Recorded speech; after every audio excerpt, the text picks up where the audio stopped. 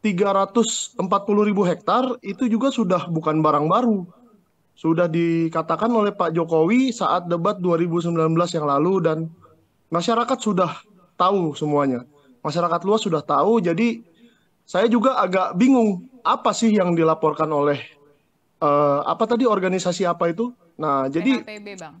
PHPB. Tetapi yang kedua, kami pun siap eh, meskipun ada laporan, kami siap menanggapi dengan tim hukum kami yang sudah ahli dan memberikan klarifikasi apa pernyataan-pernyataan Pak Anies kemarin di debat yang dianggap harus dilaporkan ke ranah hukum dan bagaimana bahwa data-data tersebut sebenarnya tidak ada yang salah. Itu kan kita bisa melihat ya tim mana yang lebih santai, santuy dan mana yang tim yang lebih baper dan emosian. Kira-kira begitu. Kita lihat saja dulu apa yang terjadi, siapa yang lolos ke putaran kedua, barulah kita melihat konstelasi selanjutnya. Apabila nanti Amin lolos ke putaran dua dan ada partai-partai tertentu yang ingin bergabung, ya nanti kita akan periksa lagi. Ya mungkin itu sopan santunnya Pak Anies dan Gus Muhaimin aja. Budaya timur kan harus kita jaga terus.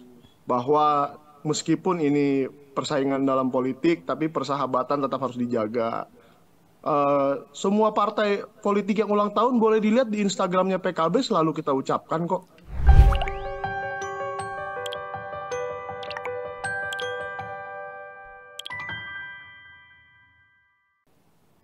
Halo, selamat malam Tribuners, kembali dengan program On Focus bersama saya, via Tiokoni Billy. Tribuners, suasana usai debat ketiga peserta Pilpres 2024 yang berlangsung pada Minggu 7 Januari 2024, kini suasananya semakin memanas nih di luar debat ya Tribuners ya. Materi-materi yang digunakan untuk menyerang saat debat kini berlanjut. Di luar debat, para capres maupun para tim pendukung masih saling menanggapi isu-isu saat debat kemarin dan juga bahkan terungkap fakta-fakta baru. Bahkan terdapat juga laporan akibat pernyataan-pernyataan saat debat kemarin, seperti ada calon presiden nomor urut 1, Pak Anies Baswedan, yang dilaporkan ke Badan Pengawas Pemilu atau Bawaslu oleh Pendekar Hukum Pemilu Bersih atau PHPB. Ini dilaporkan pada Senin 8 Januari 2024 terkait dengan kritikan Anies soal rencana pembelian alutsista bekas oleh Kementerian Pertahanan yang disebut Anies memiliki anggaran 700 triliun rupiah. Kemudian Anies juga mengkritik Prabowo yang memiliki tanah seluas 340.000 hektar ketika di saat yang bersamaan ada separuh anggota TNI yang tidak memiliki rumah dinas. Ini dari perwakilan PHPB, Sobadira menegaskan laporannya ini terkait dengan pernyataan Anies itu diungkapnya tidak benar. Dan terkait dengan laporan untuk Anies, saat ini saya sudah tersambung dengan Jubir Timnas Amin, ada Bang Michael Sinaga melalui Zoom. Selamat malam, Bang. Selamat malam, Kak Fia. Oke Bang, kabar sehat ya Bang ya malam ini ya Bang ya? Sehat-sehat. Sangat bersemangat setelah debat ketiga kemarin kami menang. Oke, statementnya menang ya Bang, berarti debat ketiga kemarin ya Bang ya. Karena isunya Iya. masih terus berlanjut dan bahkan ada laporan untuk Pak Anies nih Bang. Bagaimana terkait dengan laporan tersebut dari Timnas Amin, langkah apa saja yang bakal dijalankan oleh Timnas Amin terkait dengan laporan tersebut Bang? Silakan Bang. Ya, pertama kami mengklarifikasi dulu soal 700 triliun anggaran tersebut itu sama sekali tidak ada kesalahan di data itu karena itu data anggaran Kementerian Pertahanan selama 4 tahun yang per tahunnya sekitar 100 sekian puluh triliun. Jadi di total selama 4 tahun lebih ya segitu 700 triliun. 690 atau berapa kita bulatkan ke 700. Nah, itu yang pertama. Jadi tidak ada kesalahan data sama sekali di situ, meskipun hari itu Pak Prabowo menyela Pak Anies karena kesalahan data, katanya. Nah, yang kedua, soal lahan 340.000 hektar, itu juga sudah bukan barang baru. Sudah dikatakan oleh Pak Jokowi saat debat 2019 yang lalu, dan masyarakat sudah tahu semuanya. Masyarakat luas sudah tahu, jadi saya juga agak bingung apa sih yang dilaporkan oleh apa tadi organisasi apa itu? Nah, jadi PHPB Bang. PHPB. Nah, PHPB ini jangan jadi membuat gaduh suasana Pilpres yang sekarang sedang damai dan adem. Meskipun kalau di debat itu ya memang agak panas itu wajar. Tetapi kita yang di bawah ini tidak perlu lebih menambah panasnya debat itu dan membuat kekacauan tersendiri dengan laporan-laporan polisi seperti ini. Menurut hemat kami begitu. Tetapi yang kedua, kami pun siap, eh, meskipun ada laporan, kami siap menanggapi dengan tim hukum kami yang sudah ahli dan memberikan klarifikasi. Apa pernyataan-pernyataan Pak Anies kemarin di debat yang dianggap harus dilaporkan ke ranah hukum? Dan bagaimana bahwa data-data tersebut sebenarnya tidak ada yang salah. Seperti saya klarifikasi barusan. Jadi menurut saya laporan ini ya palingan besok ditolak sih sama Mabes Polri dan eh, saya rasa ini hanya membuat kegaduhan yang tidak perlu saja. Oke, siap. Ini kan kalau misalnya dari Bawaslu ya Bang ya, ini kan bilangnya udah terima laporan tadi nih Bang soal untuk Pak Anies. Nah ini dari Timnas Amin bakal buat laporan balik atau nerusin laporan yang udah ada aja Bang? Ya kalau seandainya ditanya kami akan melaporkan balik atau tidak kan track record rekam jejak menjawab ya. Baik di Pilkada DKI, baik di Pilpres sekarang, tim Pak Anies ini tidak pernah baperan, tidak pernah dendam soal apapun yang dikatakan, tinggal kita klarifikasi, kita jawab dengan data dan fakta dan rekam jejak, semuanya itu sudah clear. Banyak kok yang dituduhkan ke Pak Anies, dan orang-orang yang menuduhkan itu tidak ada yang kami laporkan. Nah, jadi saya juga bingung kenapa timnya yang sebelah sana baru sekali aja sudah langsung melaporkan. Itu kan kita bisa melihat ya, tim mana yang lebih santai, santuy, dan mana yang tim yang lebih baper dan emosian. Kira-kira begitu. Oke, dibahas nggak sih Bang? Tadi kan katanya habis rapat nih Bang, dibahas juga Bang laporan yang soal ini Bang. Ya, sedikit banyak membahas, tetapi intinya hasil dari rapat kami adalah kita tetap menjalankan kampanye ke daerah-daerah yang perlu disentuh dan perlu dijangkau oleh Pak Anies dan Pak Muhaimin, dan kita tidak perlu terlalu banyak memikirkan soal data ini benar, data itu salah, Pak Anies diserang seperti ini, seperti itu. Dibilang katanya, wah Pak Anies, kamu yang tidak punya etika. Atau kata-kata kemarin ada tuh di beberapa video yang viral, Pak Anies diberi umpatan-umpatan tertentu, itu juga tidak usah kita bahas. Tidak usah kita laporkan, tidak usah kita cari-cari. Yang penting rakyat yang membutuhkan penjelasan mengenai program-program Pak Anies Muhaimin dapat melihat di desak Anies di daerah-daerahnya masing-masing, selepet Imin di daerahnya masing-masing, dan benar-benar memahami apa sih yang ditawarkan oleh Pak Anies dan Pak Muhaimin. Itu saja cukup. Oke Bang Michael, tadi udah sempat di-mention juga ya Bang ya soal kata-kata kasar Pak Prabowo yang kemarin diungkapkan. Ini gimana Bang secara detailnya? Karena ini berarti kedua ya Bang ya, setelah sebelumnya usai debat pertama kita tahu ada kata umpatan juga yang diungkapkan oleh Pak Prabowo. Kemudian kemarin baru saja dan terungkap juga ada fakta bukan 300.000 hektar ya Bang ya, 500.000 hektar gitu kalau Pak Prabowo bilangnya gitu, ditambah gitu Bang. Nah ini gimana kubu Amin menanggapinya Bang? Nah, sebenarnya kalau soal umpat-mengumpat itu tidak perlu dilakukan lah, apalagi oleh calonnya sendiri atau tim suksesnya. Kalau itu adalah orang-orang di lapangan, masyarakat, kita tidak bisa mengatur-ngatur masyarakat itu mau ngomong apa. Banyak kok waktu desak Anies, wah Pak Anies begini ya di Jakarta, begitu ya di Jakarta, yang akhirnya langsung diklarifikasi. Lebih baik mungkin Pak Prabowo membuat sebuah forum yang sama, forum yang serupa dengan desak Anies, misalkan kritik Prabowo misalnya. Nah, boleh tuh disampaikan supaya dia mendengarkan masyarakat itu mau tahu apa sih dari mereka, dan mungkin menanyakan soal apakah 500, apakah 300, ataukah berapa. Dan soal data itu sebenarnya sih kita lebih melihat esensinya saja ya. Esensinya adalah beliau mempunyai lahan yang luas, cukup luas dalam ukuran masyarakat biasa.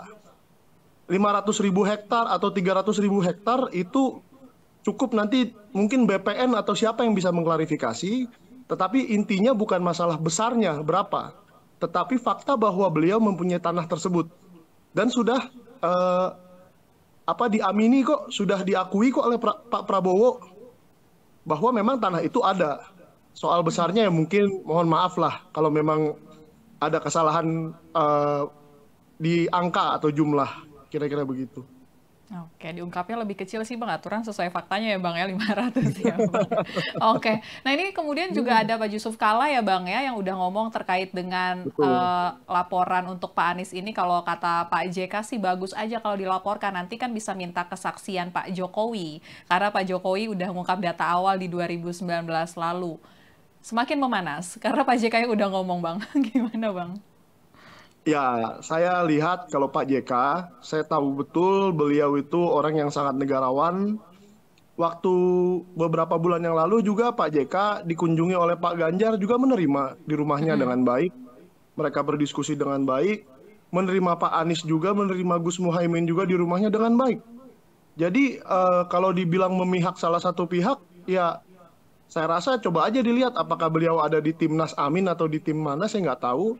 Tetapi maksud saya lihat beliau itu netral di tengah, melihat persoalan ini apa adanya dan memberikan wejangan kepada kita yang junior ini dengan pengalaman beliau yang sudah panjang di pemerintahan dan di apa namanya sebagai tokoh ya, sebagai tokoh yang di tokoh senior yang dipanut oleh banyak orang. Nah, menurut saya kalau soal melaporkan itu ya tidak apa-apa. Memang beliau berpikir bahwa biar orang-orang tertentu memberi kesaksian, ya kita tunggu saja, Mbak. Kira-kira eh, pihak-pihak tertentu apakah akan memberikan kesaksian, saya juga nggak bisa kasih tahu kan. Saya juga nggak bisa tentukan apakah Pak Jokowi akan datang atau siapa yang akan datang. Oke, Bang Michael. Kemudian, Bang, ini setelah kemarin momentum debat, ini kan Caimin juga sempat salaman sama Bu Puan ya. Terus kemudian ada juga isu-isu terkait ajakan untuk bersatu nih, Bang. Kemarin sih Pak Hasto nih ada ungkapan bersatu untuk melawan penguasa gitu ya, Bang. Ya, ini apakah bakal ada koalisi untuk putaran kedua nantinya, sejauh ini bagaimana pendekatannya, Bang? Kalau soal persahabatan Ibu Puan dengan Gus Muhaimin, jelas. Salah satunya Bu Puan, Ketua DPR, Gus Muhaimin, Wakil Ketua DPR. Sudah pasti setiap hari bekerja bersama-sama dan pasti ada kedekatan tertentu. Jadi kalau namanya kita bersalaman dan saling apa namanya persahabatan yang baik, kita nggak usah terlalu jauh lah menilai itu. Tidak usah terlalu apa memikirkan yang enggak, apakah ini koalisi, apakah ini apa. Karena memang yang namanya koalisi itu ya sekarang ada tiga. Koalisi Perubahan, Koalisi Indonesia Maju, dan Koalisi, wah saya lupa, maaf satu lagi, Pak Ganjar. Nah, kalau dibilang 01 dan 03 berkoalisi itu kan tidak sesuai dengan apa namanya peraturan KPU, jadi tidak bisa.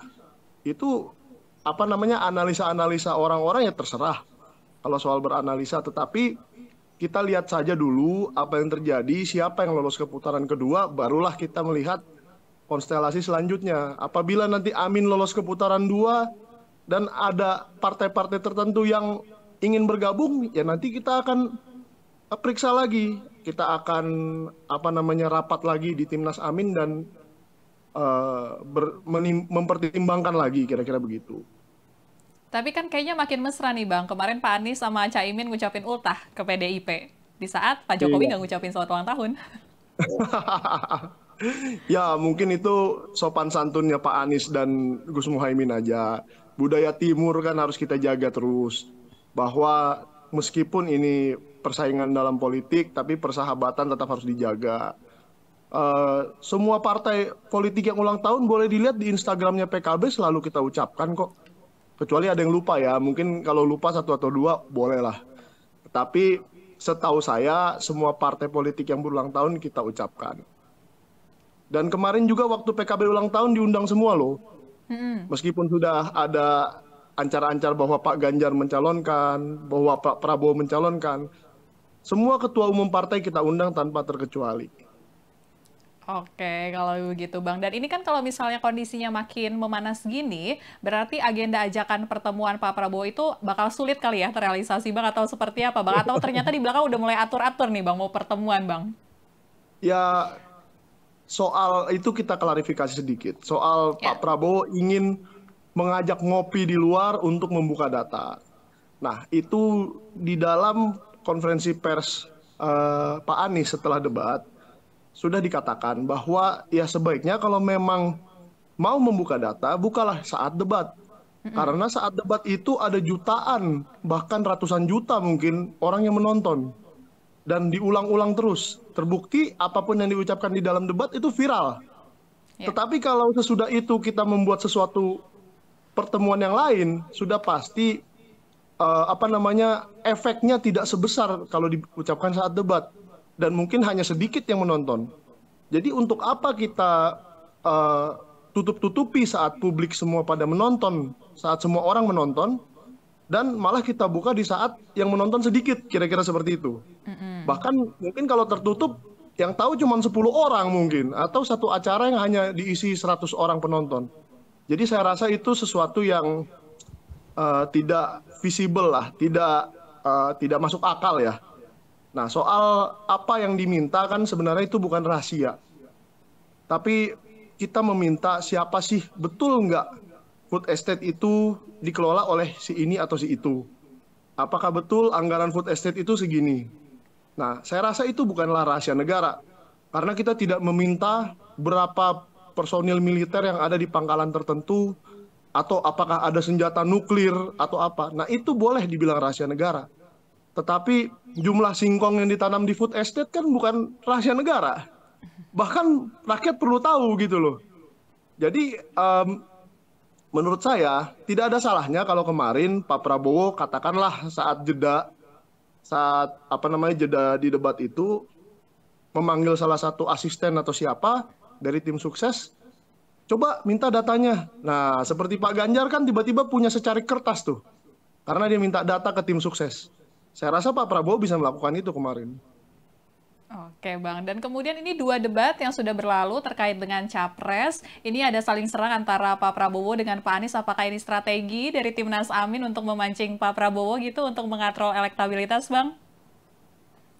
Sebetulnya tidak ya, karena lihat aja di debat pertama kita kan tidak terlalu menyerang siapa-siapa. Cuma karena di debat ketiga ini temanya dibuat oleh KPU loh yang buat. Bukan kita yang buat debat itu bertema pertahanan. Kenapa KPU membuat satu debat khusus dengan tema pertahanan? Saya juga kurang tahu. Tolong ditanya ke KPU-nya, tetapi itu memang pasti akan berkaitan dengan Pak Prabowo sebagai Menteri Pertahanan. Itu tidak bisa dielakkan lagi, dan pastinya apapun yang kita tanyakan tentang pertahanan Indonesia saat ini dipegang oleh Pak Prabowo. Jadi kalau ada kekurangan, itu adalah kekurangannya Pak Prabowo. Dan apabila ada kelebihannya, ada kebaikannya, misalnya menaikkan ranking dari sekian ke sekian, itu juga prestasi Pak Prabowo. Jadi saya rasa itu tidak bisa dibilang sesuatu yang negatif atau positif. Jadi netral saja. Seperti contoh mungkin di debat Cawapres minggu depan, ada tema mengenai desa, ada tema mengenai lingkungan hidup. Nah, desa itu adalah sesuatu yang sangat dimengerti oleh Gus Muhaimin. Apa saya boleh bilang, jangan-jangan ini untuk menjatuhkan Gus Muhaimin? Kan tidak juga. Karena PKB itu salah satu menteri desa itu adalah dari PKB, maksud saya begitu. Nah, tapi kan kita tidak bisa menuduh KPU mempunyai maksud tertentu, gitu loh.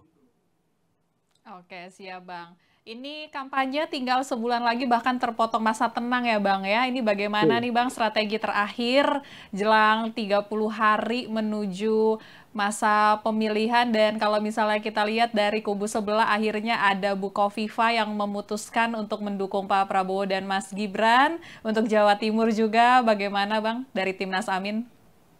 Kebetulan hari ini Gus Muhaimin ya sedang berada di Jawa Timur.